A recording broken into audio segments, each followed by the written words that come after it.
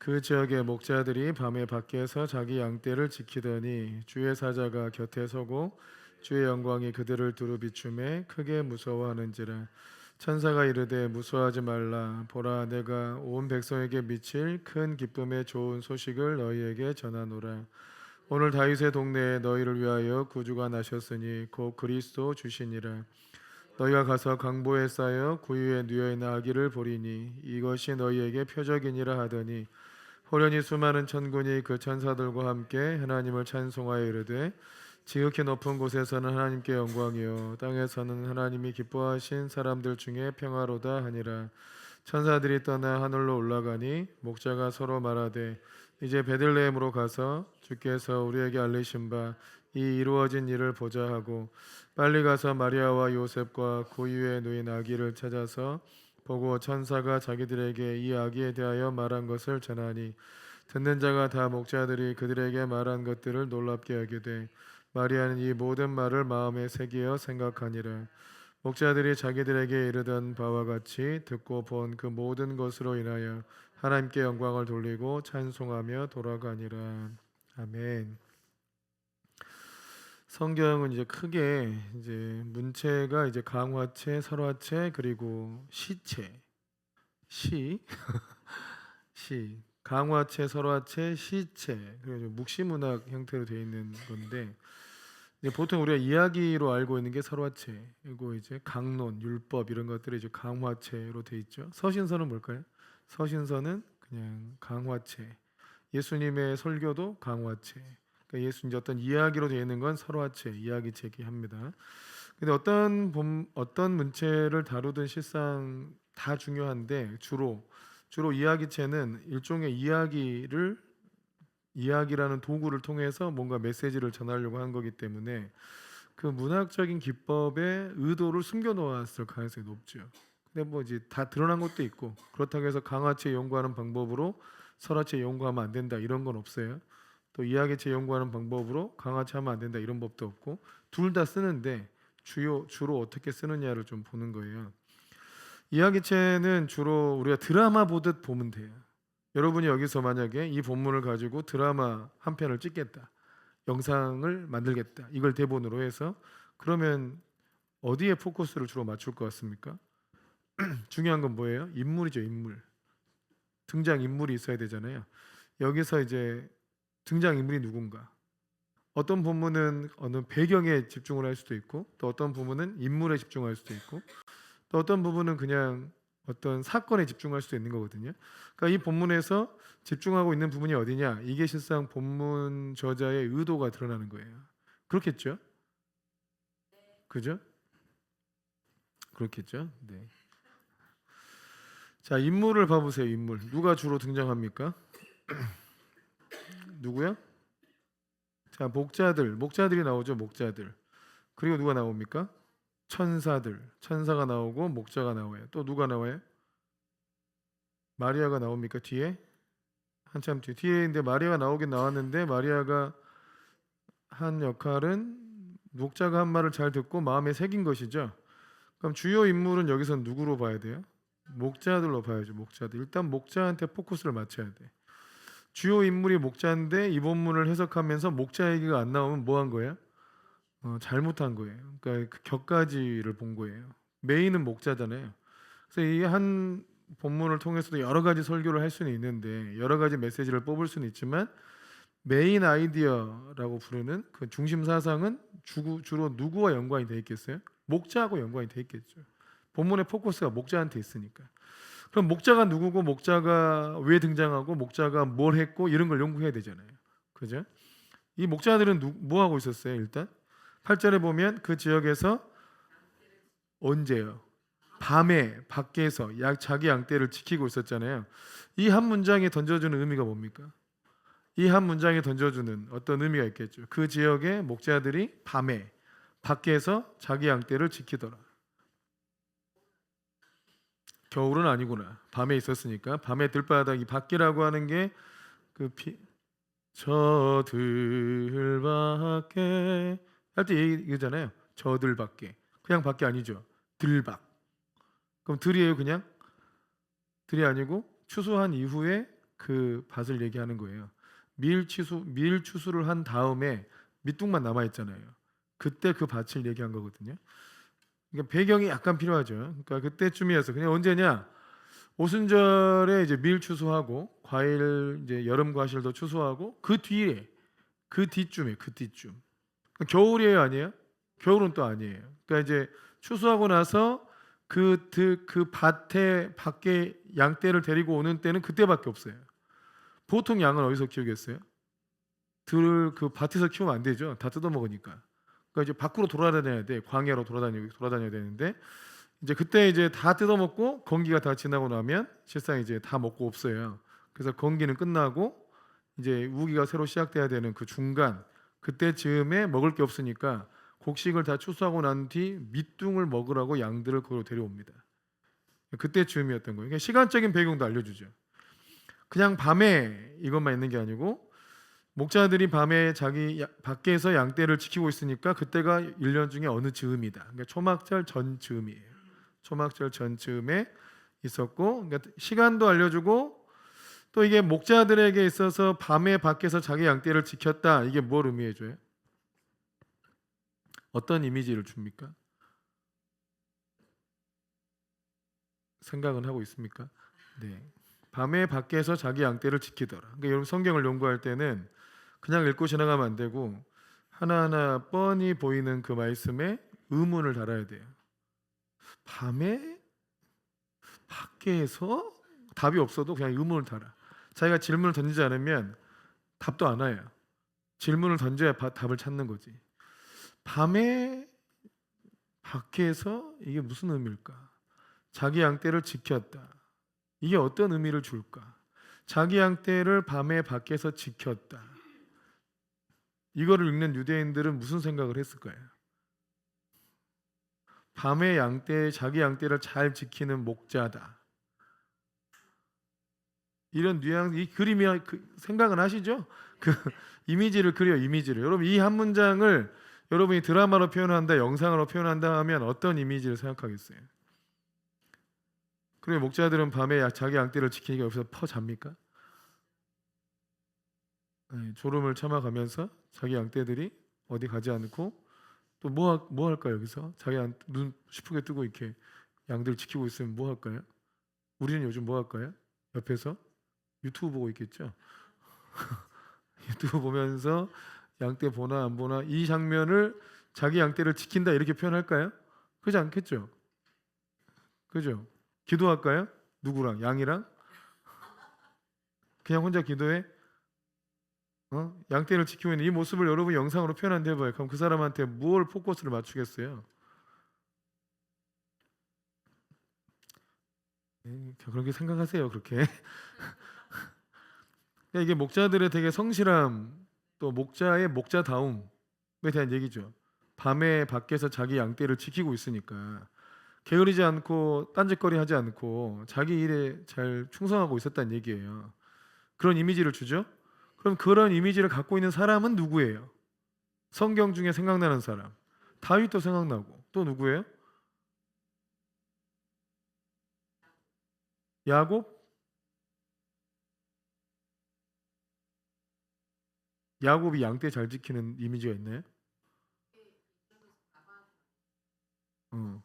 그 양떼를 잘 지켰다고. 근데 이제 자기 양떼 잘 지킨 뭐 그런 이미지가 야곱한테 있나? 다윗 하나 있죠. 다윗. 또 누가 있어요? 또 뒤에 보면 주의 사자가 곁에 서잖아요. 양떼를 지키고 있는데 주의 사자가 옆에 섰어요. 그러니까 양 지키다가 천사 만나거나 양 지키다가 하나님 만난 사람 있지 않아요? 양 잘 지키다가 하나님 만난 사람 있잖아. 양 잘 지키다가 어떤 하나님의 계시를 받은 사람 있잖아요. 누구야? 모세도 여러분 목동 출신이에요. 모세도 목동 출신이니까 양 지키다 이 본문의 큰 질문 중에 하나는 왜 천사가 목자한테 찾아왔냐거든요.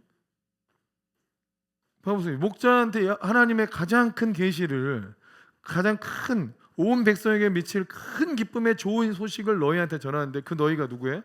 목자예요, 목자. 그냥 평범한 목자라고요.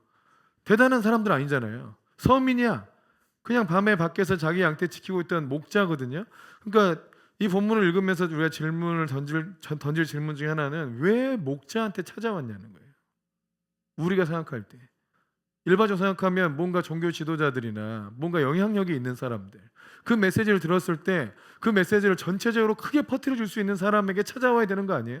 근데 이 목자한테 그거 와봐야 무슨 소용이 있어요? 그 목자한테 알려줘봐야 이게 무슨 소용이 있냐고. 재밌잖아요. 또 이제 마태복음은 실상 동방박사한테 알려줬잖아요. 동방박사는 그 당시에 이방의 최고 정치인들이에요. 다른 나라 정치인들, 최고 정치인들이 와가지고 헤로드 왕 만나서 뭐 메시아를 찾고 유대인의 왕을 찾고, 그런데 이 동방박사가 와서 예수님께 경배하는 거예요. 그러니까 엄청난 대단한 사람들이 와서 경배도 하는데 이 그냥 평범한 목자가 와가지고 경배하는 거예요. 근데 천사가 직접 왔잖아요. 그들은 지들이 찾아서 온 거고, 별이 인도해서 온 거고, 여기는 천사가 직접 와서 모세한테 알려줬잖아요. 일단 중요한 건 왜 목자한테 찾아왔느냐.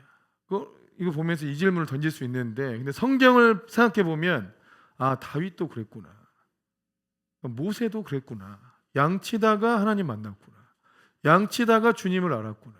그럼 이 목자들이 자기 양떼를 밖에서 밤에 지키면서 유튜브 봤을까, 예배했을까? 이 생각하면 이들은 예배했을 가능성이 높다. 왜냐하면 이 한 문장이 누구를 생각나게 해줘요? 다윗과 모세를 생각나게 해줘요. 그런 의도로 쓴 거예요. 그래서 질문 이렇게 할 수 있어. 자기 양떼 지키면서 유튜브도 볼 수 있지 뭐. 자기 양떼 지키면서 몰래 졸 수도 있지 뭐.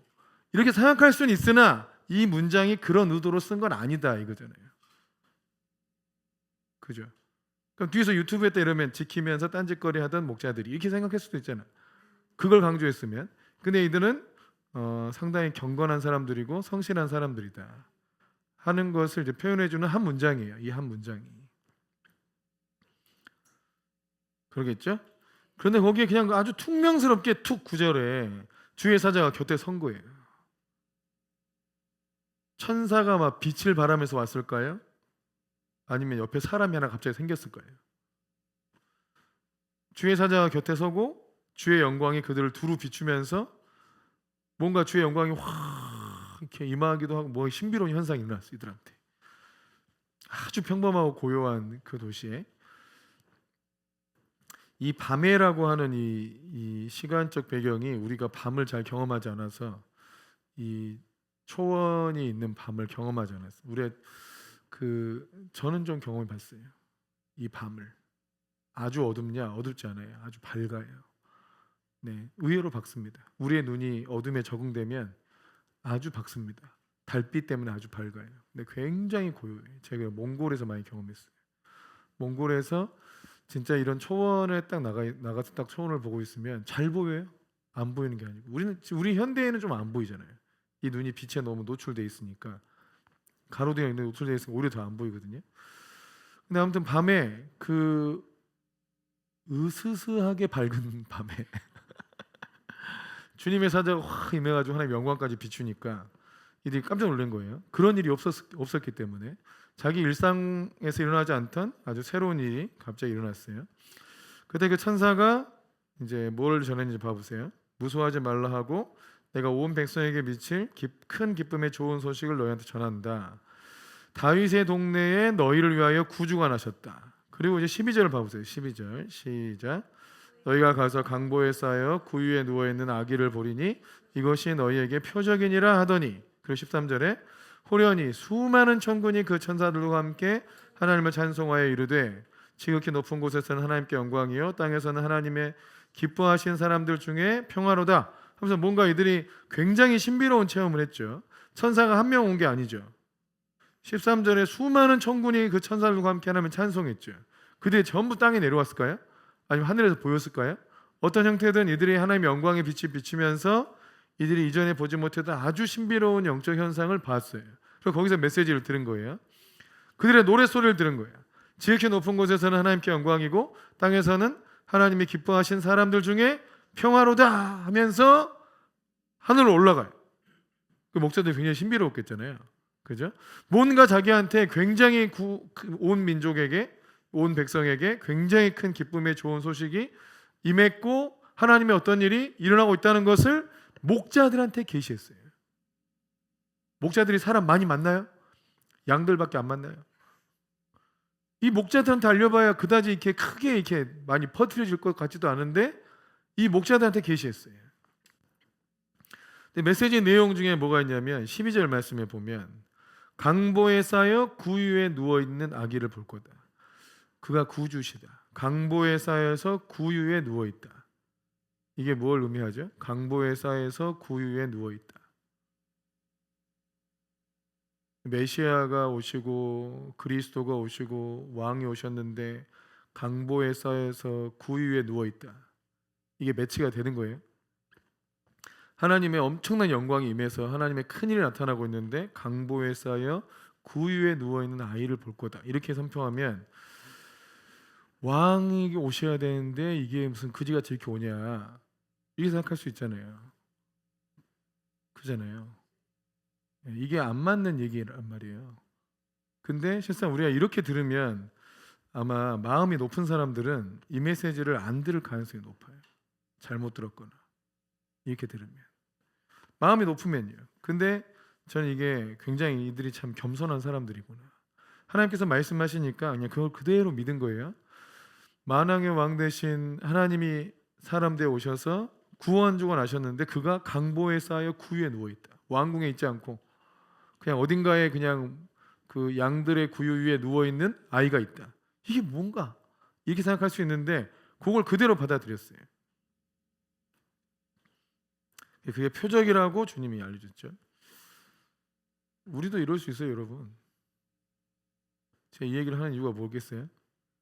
하나님의 계시는 주님의 놀라운 비밀을 알려주는 그 대상이 누구냐? 하나님이 누구한테 하나님의 놀라웠고 큰 일을 알려주느냐? 아주 유명한 선지자들이냐? 대단한 하나님의 사람들이냐? 그러지 않잖아요.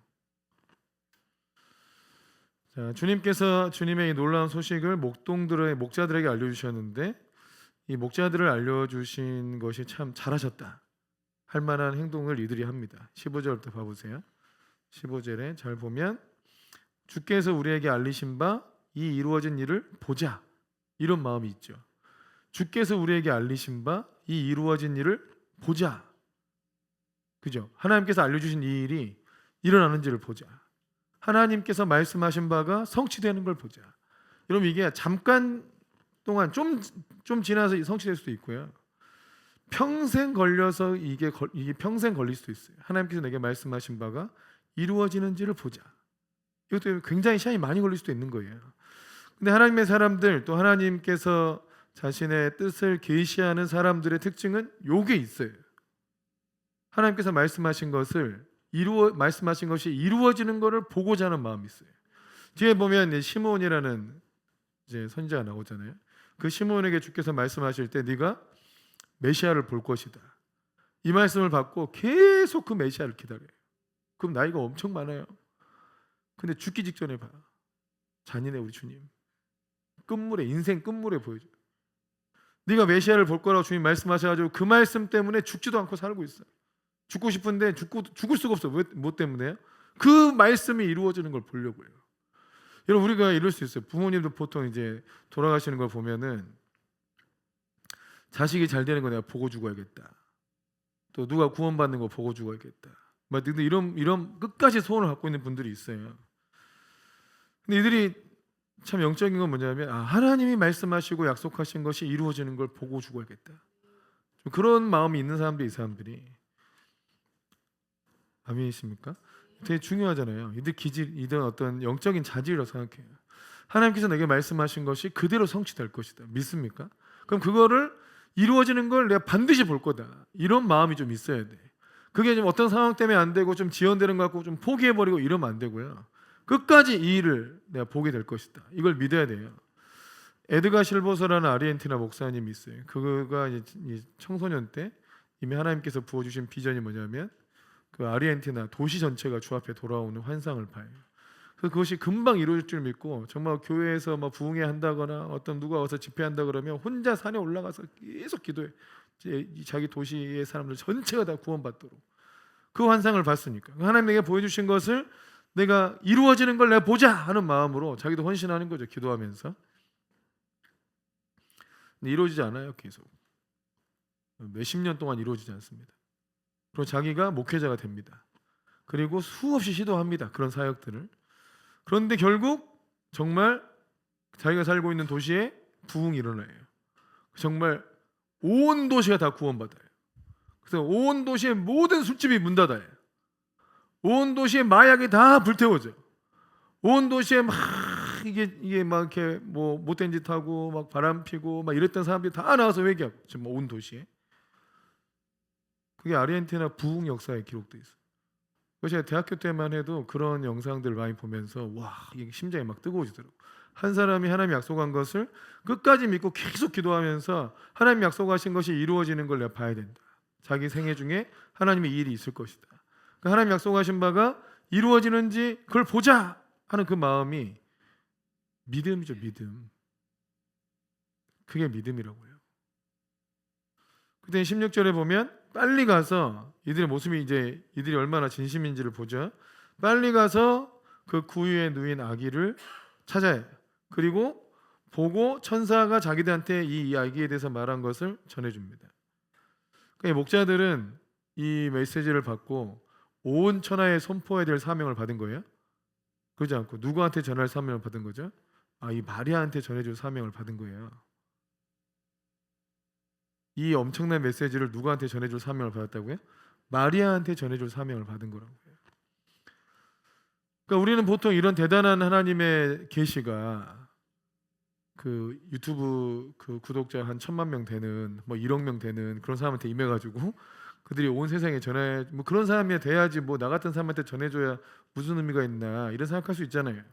또 나는 그렇게 막 영향력 있는 사람이 아니기 때문에 그런 메시지가 나한테 오지 않을 거라 생각할 수도 있는 거고. 그런데 하나님께서 이 본문에 봐도 이 목동한테 알려줘봐야 그렇게 효과적이지 않다 이거 일단.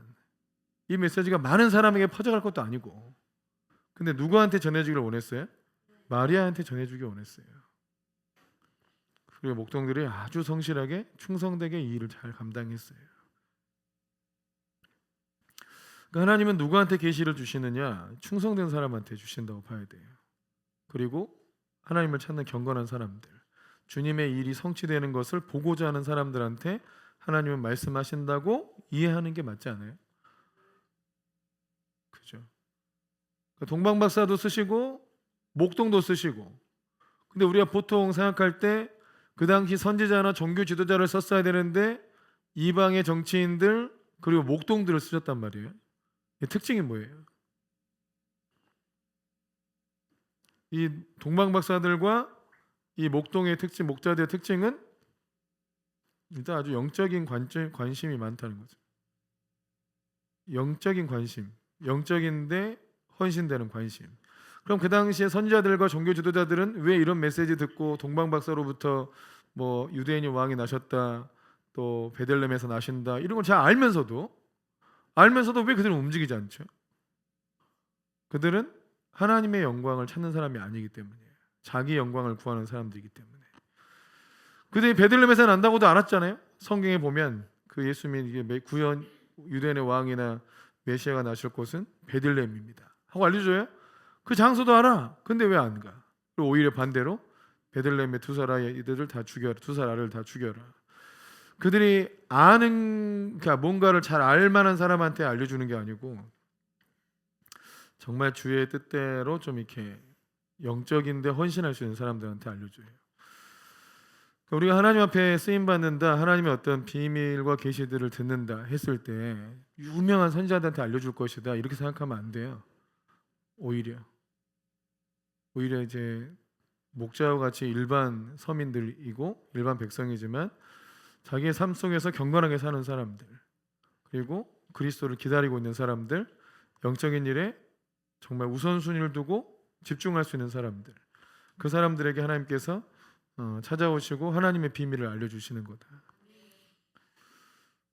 그러니까 이런 하나님의 어떤 성품을 볼 때 우리가 어디에 있든 어느 교회에 있든 어느 지역에 있든 하나님의 기준이 다르잖아요. 그게 중요한 게 아니잖아요.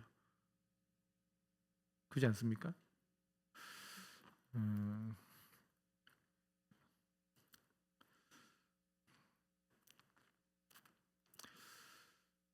또 이들이 겸손한 사람들이었기 때문에 이 내용을 잘 받을 만하고 믿을 만했던 것 같아요. 그리스도께서 아주 겸손한 모습으로 오신다. 하나님께서 우리에게 말씀하시는 다양한 말씀들, 여러 가지 말씀들을 우리가 어느 정도로 믿고 있는가 좀 잘 생각해 볼 필요가 있는 것 같습니다. 제가 노예랑 이제 목회자 부부 수양회를 다녀왔는데 제 마음이 많이 바뀌었어요. 원래 그런 데 가는 거 되게 싫어했는데 아니 되게 좋아요. 그분들이 되게 좋은 분만 남았는지 제가 물어봤잖아요. 이게 목회자 목사님들 모여서 하는 이런 집회가 분위기가 많이 온화해진 것 같습니다. 막 이랬어요. 했더니 일단 강성이 다 나갔고 또 하나는 사모님들이 있어서 성질을 안 내는 것 같다고. 사모님들이 같이 있으니까 지 성질대로 못한다. 약간 이런 것도 있고. 근데 옆에 사모님이 내가 막 목사님들 모이는데 다 가봤잖아요 이러시면서 목사님들이 고집이 보통이 아니에요. 목사님들이 고집만 안 부리고 마음만 합치면 진짜 대단할 거라고 막 이러는데 고집을 많이 부려. 거기에 중요한 역할을 누가 했다고요? 사모님들이요. 그 목사님들이 자기 고집 안 부리고 연합만 해도 엄청나게 대단할 건데 다 재주가 다 대단하니까요. 그런데 그 역할을 누가 했냐? 그냥 사모님들이. 앉아있는 것만으로 목사님들이 지고집대로 안 한다는 거야. 누구 말도 듣지 않는 그 목사님들을 그 성질을 죽이고 하나 되게 만들 수 있는 사람이 누구예요? 사모님이요. 그냥 아무것도 안 해요. 그냥 앉아있는 것 뿐인데 그 찬양 열심히 하시고 그런 것 뿐인데 그 목사님들 그 고집 세고 자기 잘난 맛에 사는 그 목사님들을 하나 되게 만드는 힘은 거기에 있다. 주님이 쓰시는 누굴 쓰신 거야? 그럼 주님이 사모님들 쓰신 거지. 뭔가 오묘한 비밀이 있어요. 아니 아무튼 되게 좀 유익한 시간이었고 그 목사님들이 살아온 얘기나 뭐 등등 이런 걸 들으니까 그 굉장히 목회 혼자 하는 거 아니라는 생각 그리고 이제 많은 증인들이 함께 있구나 이런 마음도 많이 들고 또 특별히 경건한 분들이 있어요. 그 중에 특별히 경건하신 분들이 그 중에 이제 교제는 많이 하지 않았지만 좀 좋아하는 목사님 한 분 있는데 이분이 코로나 때 교회 성도들이 안 오고 이제 교회 예배도 못 드리고 이러니까 이분도 아팠어요 그때. 그래서 강단에서 한번 쓰러지기도 하시고 그대로 이제 완전히 운동 열심히 하셔가지고 아주 지금 아주 이렇게 날씬하고 건강한 몸을 갖고 계신데 그분이 그 기간 동안 굉장히 하나님 앞에 기도도 많이 하고 홀로 있으니 이제 사역이 없잖아요 코로나 때 목사님들이. 그러니까 이제 주로 기도 많이 하시고 말씀 많이 보시고 이랬던 것 같아요. 근데 이분이 지금 부노회장님인데 이분이 대표 기도를 할 때 앞에 한 문구 전능하신 아버지 이렇게 기도를 하셨는데 전능하신 하나님 아버지 우리가 늘 하는 일상적인 표현이잖아요. 근데 전능하시다는 표현이 하나님이 약속한 거는 반드시 다 이루어내는 분이다. 그러니까 말씀하시면 그건 이루어진 것이다 이 뜻이 돼요. 그러니까 내가 요구한 걸 다 이루어준다 이게 전능한다는 뜻이 아니고 그런 개념이 아니에요. 하나님이 약속한 거는 반드시 이루신다. 그거를 이제 창세기 17장에서 할례 말씀하시고 내년 이맘때 아들을 얻게 될 것이다라는 말씀을 하실 때 나는 전능한 하나님이다. 이렇게 이제 아브라함에게 계시하셨죠. 난 전능하다. 네가 내년에 아이를 갖게 될 거야. 이 말씀하셨어요. 그럼 아브라함이 웃었단 말이에요. 왜냐하면 전능한 하나님에 대한 계시가 부족했기 때문에 웃었어요. 그게 됩니까? 나도 안 되고 지금 아내 상태도 아닌데 그게 됩니까? 그랬더니 하나님이 그때 계시한 게 뭐예요? 나는 전능한 하나님이다. 내가 말한 건 반드시 이룰 수 있는 능력이 있다. 요거는 뜻이란 말이에요. 그때 이제 그 목사님이 전능한 하나님 아버지, 전능하신 하나님 아버지 이렇게 한 문장을 이렇게 하셨는데 제 안에 그 전능하심의 메시지가 확 들어온 것 같아요. 그래 우리 하나님은 전능한 하나님인데 우리 주님은 전능하신 하나님이신데 우리가 하나님을 믿고 기도할 때 너무 그 하나님의 전능하심에 대하여 너무 생각을 안 하고 기도하는구나. 그냥 내 기도만 쌓으려고 애를 쓰는 거야. 내 기도를 쌓으려고. 이러면 종교가 되는 거예요. 내 기도를 쌓으려고 하면. 그것이 이루어졌을 때 내가 기도를 엄청 쌓았으니까 된 거야 이렇게 생각할 거 아닙니까? 그런데 전능한 하나님 이렇게 했을 때는 말씀하신 바를 능히 이루시는 손쉽게 이뤄내시는 하나님이시다. 전능하시기 때문에. 그러니까 여러분, 우리의 기도를 들으시는 분은 전능하신 하나님이시다. 믿으십니까? 그거를 잘 믿는 게 경건이에요. 주님께서 이 목자들한테 정말 메시아를 보낸다, 구원자를 보낸다, 이게 말이나 되는 소리예요. 어떻게 따지면 우리 너무 익숙하지만.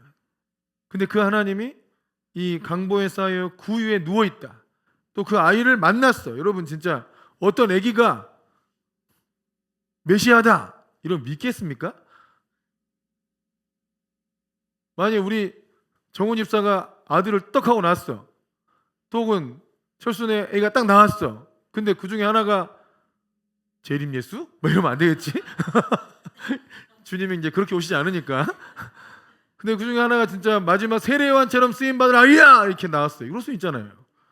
주님의 재림 직전에 마지막 쓰임받을 뭐 아이라 이럴 수 있잖아요. 근데 얘기하니까 또 우리 바울 목사 생각나네. 제가 바울 목사하고 이제 뭐 둘이 또 이제 선교를 다시 시작하니까 여기 선교회 하나 세울까? 막 이랬어요. 바울과 바나바 하자. 네 바울이고 뭐 바나바 하자. 막 이렇게 하니까 왜 성격이 딱 나오잖아. 교회 세우고 선교하고 막 이러면 되겠네. 바울과 바나바 선교회로 하자. 막 이랬더니 뭐 좋다 이러면서, 근데 꼭 그 이름 써야 됩니까? 이러는 거예요. 뭐 저 생각한 이름이 있어요. 그랬더니 두 증인 어떠니? 그래서 니는 그냥 이단성이 있어. 너는 그냥 너는 그냥 생각하는 게 어쩜 다 그러냐. 두 증인하면 또 뭔 소리 들으려고 하냐. 그냥 아니 마지막 때 두 증인 니나 해라.